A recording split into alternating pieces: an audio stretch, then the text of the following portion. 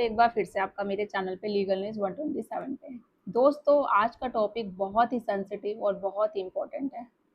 क्या सिर्फ ये आरोप लगाने दे से ही कि भाई मुझसे दहेज मांगा गया है, क्या कोर्ट पति और उसके घर वालों को सजा सुना देगी या फिर कोर्ट प्रूफ भी मांगता है? तो आज की वीडियो में बात करूंगी कि बहुत लोगों को लगता है कि दहेज केस में सिर्फ कंप्लेन कर देना ही काफ़ी है। ऐसा महिला ने कर दिया, आरोप लगा दिया पति पे और उसके घर वालों पे, तो कानून है जो उसको सज़ा सुना देगा, जेल में डाल देगा, पति को और उसके ससुराल वालों को। तो क्या वाक़ई ऐसा कहता है या कानून और कुछ है? तो आज की वीडियो में बताऊँगी कि आरोप लगाने से ही कुछ नहीं होता। कानून में और भी बहुत कुछ इम्पोर्टेंट है। तो पत्नी को वो 4 सबूत देने पड़ेंगे। अगर वो 4 सबूत नहीं देती है, तो यकीन मानो आपका दहेज केस जो आप पे लगा हुआ है, वो खारिज हो जाएगा पूरी तरीके से। इस पे सुप्रीम कोर्ट ने, हाई कोर्ट ने ऑलरेडी बहुत सारी जजमेंट दे रखी है। तो एक बार फिर से एक न्यू गाइडलाइंस हुई है शेयर, जो मैंने सोचा आप लोगों को ज़रूर बता दूँ, क्योंकि बहुत सारे लोग यही पीड़ित होते हैं कि झूठे आरोप फंसा दिए जाते हैं, ससुराल वालों को पति पे लगा दिए जाते हैं। तो कौन से 4 सबूत हैं जो पत्नी को कोर्ट में देने पड़ेंगे अगर वो केस लगा रही है ससुराल वालों पे? अगर नहीं देती है तो वो केस नहीं लगेगा। तो एंड तक बनिए रहिएगा, वीडियो बहुत ज़रूरी है। और साथ ही मेरे चैनल को ज़्यादा लोगों तक शेयर करिए, जो आपको लगता है आपके परिवार में सेम सिचुएशन में, कोई रिश्तेदार में ऐसी सिचुएशन से हैं, तो वहाँ तक वीडियो मेरी शेयर करिए, सब्सक्राइब करिए, लाइक करिए, साथ ही बेल आइकन दबाइए ताकि आपको टाइम टाइम से मेरी वीडियो की नोटिफिकेशन सबसे पहले मिलती रहे। तो दोस्तों देखो, मैं हमेशा कहती हूँ कि कोर्ट है जो इमोशन नहीं देखता है, एविडेंस देखता है, सबूत देखता है। बहुत लोगों को लगता है, अगर मैं उन महिलाओं की बात करूँ कि जो झूठे केसेस करती है, वो क्या समझती है अगर मैं कोर्ट में रो के ड्रामा दिखाऊंगी तो कोर्ट इमोशन में मेरे आ जाएगा। बहुत पति लोग भी ऐसा करते हैं। तो ऐसा नहीं होता। कोर्ट सबूत मांगता है, अब चाहे पति हो या पत्नी। आप साबित कर पाओगे कि अगर आप पे घरेलू हिंसा हुई है, सबूत दिखाना पड़ेगा, नहीं तो केस खारिज। और वहीं दूसरी तरफ अगर पति बोलता ही नहीं, मुझ पे झूठे आरोप है, हमने कुछ ऐसा नहीं किया है, तो आपको भी सबूत दिखाना पड़ेगा कि वो झूठे आरोप है सारे, आप अगर आपने कुछ नहीं किया है। आपके बोल देने से सिर्फ नहीं हो जाएगा कि आप पे यकीन कर लिया जाएगा।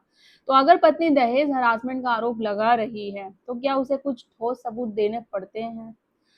और अगर स्ट्रॉन्ग प्रूव नहीं हो पत्नी के पास, तो क्या पूरा केस भी खारिज हो सकता है? तो इसका जवाब है बिल्कुल हाँ, हो सकता है।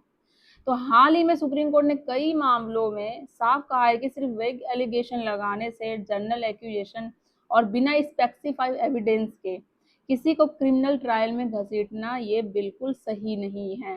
अगर एफआईआर में स्पेसिफाई एक्ट और क्रूरल्टी नहीं मेंशन है कि किसने किया, कब किया, तो फिर जैसे कि अगर तो मेडिकल प्रूव नहीं है, वो आरोप लगा रही मेरे साथ घरेलू हिंसा हुई है, मारपीट हुई है, मुझे पति ने, ससुराल वालों ने टॉर्चर किया है, मांगा है, मारा है, दहेज मांगा है, तो उसके पास मेडिकल प्रूफ नहीं है इन बातों का, पहले कोई कंप्लेन नहीं करी इससे पहले, अचानक से 2 साल 3 साल के बाद उठ के वो कंप्लेन करती है, और एलिगेशन भी सिर्फ सबने मिलकर परेशान किया, ऐसा एक वो स्टेटमेंट लेती है, जैसे ही तो कोर्ट प्रोसेस क्वेश कर देगी। सिर्फ वो सबने मिलकर परेशान किया बोलने से नहीं आरोप साबित हो जाएगा, वो लोग दोषी साबित हो जाएंगे और उनको कोर्ट सजा सुना देगी। ऐसा नहीं, साबित करने के लिए प्रूफ, ठोस सबूत होना चाहिए जो कोर्ट में आप क्लियर साबित कर सको।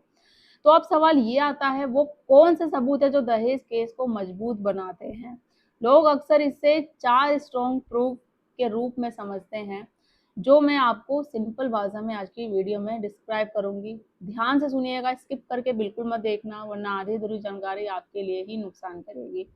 तो पहला सबूत क्या है? स्पेसिफाइड डिमांड का प्रूफ। सबसे पहले कोर्ट क्या देखता है, क्या वास्तव में दहेज की डिमांड हुई थी या ये ऐसे ही बोल रही है? सिर्फ उन्होंने बहुत परेशान किया, ये स्टेटमेंट बोलना मोस्टली यही महिलाएं बोलती हैं जो वो झूठे केसेस करती है। मैं सब महिलाएं की बात नहीं कर रही, सिर्फ उनकी जो झूठे केसेस करती है। तो ये बोलना कि उन्होंने परेशान किया, ये बोलना काफी नहीं होता। क्या किसने साफ कहा था, वो चीजें क्लियरिटी में बोलनी चाहिए। लाइक किसने डिमांड करी, कार चाहिए आपसे, गोल्ड चाहिए, कैश चाहिए, प्रॉपर्टी की डिमांड करी, या कोई एक्सपेंसिव गिफ्ट डिमांड किया आपसे। तो अगर फोन पे किया, कोई कॉल रिकॉर्डिंग हो, व्हाट्सएप चैट हो, ऑडियो रिकॉर्डिंग, मैसेज, ईमेल, या फिर कोई विटनेस जो उस वक्त मौजूद हो वहां पे, तो इनमें से कोई भी सबूत जो आप कोर्ट में साबित कर पाओ। तो ये चीजें होती क्लियरिटी जब आप आरोप लगा रहे हो।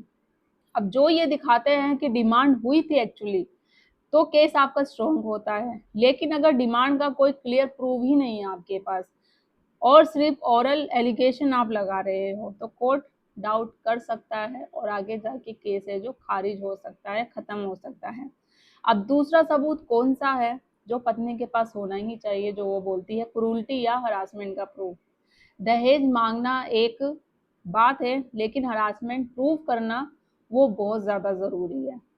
तो क्या वाइफ को रेगुलरली टॉर्चर किया गया, क्या मारपीट हुई उसके साथ, क्या घर से निकाला गया उसको, क्या मेंटल टॉर्चर हुआ उसके साथ, क्या इंसल्ट, थ्रेट, ह्यूमिलिटी हुई, इसके लिए प्रूफ क्या हो सकता है। ये सारे क्वेश्चन अगर वो आरोप लगा रही है पति पे, ससुराल वालों पे, तो मेडिकल रिपोर्ट होनी चाहिए, इंजरी को रिकॉर्ड होनी चाहिए, photo, hospital record, police complaint, कोई नेबर में विटनेस हो। जो भैया सिंपल सी बात, अगर आपके साथ लड़ाई झगड़ा मारपीट हुई होगी, पड़ोस वालों ने तो देखा ही होगा, कोई तो विटनेस होगा उस समय जो बोल सके, फैमिली का कोई मेंबर हो, और या फिर काउंसलिंग को रिकॉर्ड हो। तो ये सारे सबूत होने चाहिए अगर आप क्रूरटी और हरासमेंट का आरोप लगा रहे हो पति पे, ससुराल वालों पे। तो अगर क्रूरटी रिपीटेड को प्रोबल है, तब कोर्ट इसे सीरियस मानता है।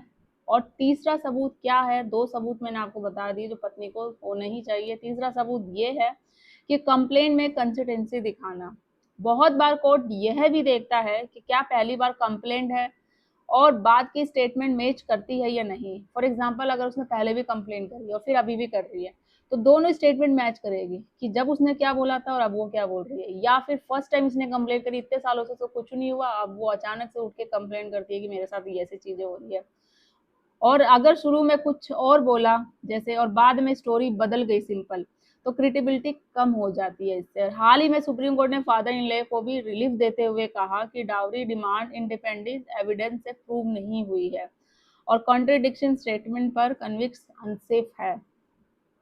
अब क्या है कि यह कंसिस्टेंसी बहुत इंपॉर्टेंट होती है, ठीक है। अब चौथा सबूत, लास्ट सबूत जो है कनेक्शन, सून बिफोर कनेक्शन। विशेषकर सीरियस डाउरी डेथ केस में कोर्ट क्या देखता है कि क्या क्रूरटी या डाउरी डिमांड घटना के जस्टिस बिफोर हुई थी या पुरानी लड़ाई काफी नहीं थी इसके लिए। मतलब मद्रास हाई कोर्ट का भी एक जजमेंट था जिसमें कि प्रिंजेप्शन तभी लगा जब उससे क्रूरटी और डाउरी डिमांड सून बिफोर डेथ प्रूव करे उसके लिए। मतलब सिर्फ शादी के शुरू ही प्रॉब्लम काफी नहीं हो सकती। क्या सिर्फ एफआईआर काफी ही नहीं है इसमें? तो एफआईआर शुरुआत है, फैसला बिल्कुल नहीं है। कोर्ट ट्रायल में एविडेंस देखता है अगर सिर्फ एफआईआर है तो। लेकिन इसका मतलब ये नहीं है कि एफआईआर होते ही तुरंत आपको सजा मिल जाएगी। तो आप लोगों को अगर ऐसा होता, घबराने की जरूरत नहीं है। लेकिन कोई सपोर्टिव मटेरियल ना हो तो इसलिए अक्यूज को रिलीफ मिल सकता है इसमें। इसलिए सुप्रीम कोर्ट ने कई बार ऐसे एलिगेशन जो जर्नल होते हैं उस पर क्लियर कर दिया कि ऐसा नहीं होता। तो पूरा परिवार मिलकर परेशान करता था, सिर्फ ऐसा बोल देना, ऐसी जर्नल स्टेटमेंट देना तो बिना स्पेसिफाइड रोल के काफी नहीं होता है। तो ऐसा चीज है, पत्नी के पास प्रूफ नहीं है, वो आरोप लगा रही है, तो केस है जो डिसमिस हो जाएगा। तो क्या झूठे केस भी होते हैं? तो इसका जवाब तो आप खुद भी बता सकते हैं। झूठे केसों की तादाद तो बढ़ती ही चली जा रही है डे बाय डे। तो कभी कभी फॉल्स इम्प्लीकेशन भी होते हैं, इसलिए कोर्ट बहुत केयरफुली जांच करता है, क्योंकि आज के डेट में झूठे केसों की तादाद बढ़ती चली जा रही है। ऐसा मैं नहीं, सुप्रीम कोर्ट, हाई कोर्ट खुद कहता है। जब भी वो उनको पता चल जाता है और सीरियसली चेक करता है कि ये झूठ केसेस है या वो है कि सच में इसके साथ घरेलू हिंसा हुई है, पता चले झूठ के साथ साथ किसी ऐसे इंसान को सजा ना मिल जाए जिसने वो वाकई वो जुर्म ना किया हो। तो सिर्फ रिश्तेदार होना काफी नहीं है, लेकिन इसका मतलब यह भी नहीं है कि जेन्युइन विक्टिम को भी जस्टिस नहीं मिलेगा। जहां रियल क्रूरटी हुई है वहां लॉ बहुत स्ट्रॉन्ग प्रोटेक्शन भी देता है। अब हस्बैंड के लिए क्या सीख है जो आपको करना चाहिए? अगर आप इनोसेंट हैं तो आपको पैनिक नहीं होना है, सबूत संभालिए, जैसे चैट, बैंक स्टेटमेंट हो, वीडियो कॉल रिकॉर्डिंग हो, कोई विटनेस हो, गवाह हो, ठीक है। तो ये सब आगे जाके आपको काम आएगा। और अगर पत्नी बिना जैसे लड़ाई झगड़ा करके चली जाती है, तो हमेशा बोलती हूँ उस वक्त आप कंप्लेन करिए, पुलिस में कॉल करिए कि मेरी पत्नी बिना लड़ाई झगड़ा करके चली गई है या जो भी है। और उस वक्त जैसा भी वो रिएक्ट करती है, जब आपको पता चलता है कि हाँ ये जाएगी, लड़ाई झगड़ा कर रही है, तो उस समय आप शांत रहिए। क्या उसका रिएक्शन है आपके साथ, आपकी फैमिली के साथ, वो बस सबूत आप बनाइए ताकि आपको वो जाके काम आएगा। तो सब यूज़फुल होगा। फ़ॉल्स केसेस में आपको ये बहुत काम आएगा और आगे जाके जो जितने भी फ़ॉल्स केसेस अगर वो लगाती है आप पे तो वो सबूत काम आएंगे, केस है जो डिसमिस हो जाएगा।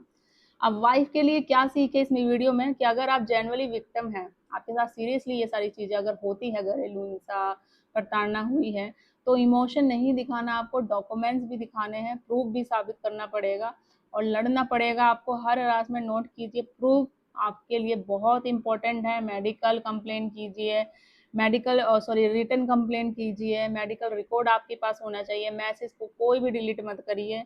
कोर्ट फैक्ट देखता है, आपके इमोशन बिल्कुल नहीं देखेगा। फैक्ट और सबूत के आधार पर ही जो फैसला होता है। तो strong truth plus strong proof, सबसे पावरफुल कॉम्बिनेशन ये है आप दोनों के लिए ही, पति हो या पत्नी के लिए। और सबसे बड़ी बात क्या, झूठा दहेज केस रेवेंज टूल बिल्कुल नहीं होता है। आप समझते हो कि मैं झूठा केस करके पति या पत्नी, उसके घर वालों को, उसको सबक सिखाऊंगी, उनकी ज़िंदगी बर्बाद करूंगी, तो एक्चुअल में वो आपके साथ भी होता है।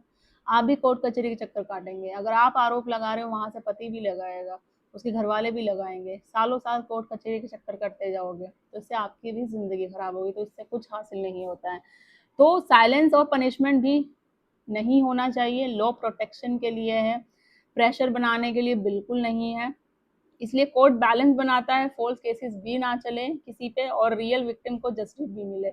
इसका रिजल्ट यही है। तो अगर पत्नी के पास ये स्ट्रॉन्ग प्रूफ नहीं होते हैं, तो स्पेसिफाई एलिगेशन नहीं है उसके पास या कंसिस्टेंसी नहीं है बिल्कुल, और हरासमेंट प्रूफ नहीं होता है, तो दहेज केस कमज़ोर पड़ सकता है और कई मामलों में कोर्ट उसे खारिज भी कर सकता है। लेकिन अगर सॉलिड एविडेंस है उसके पास, सच में उसके साथ क्रूरटी हुई, अत्याचार हुआ है, तो कानून बहुत सख्त भी हो सकता है पति और ससुराल वालों पे।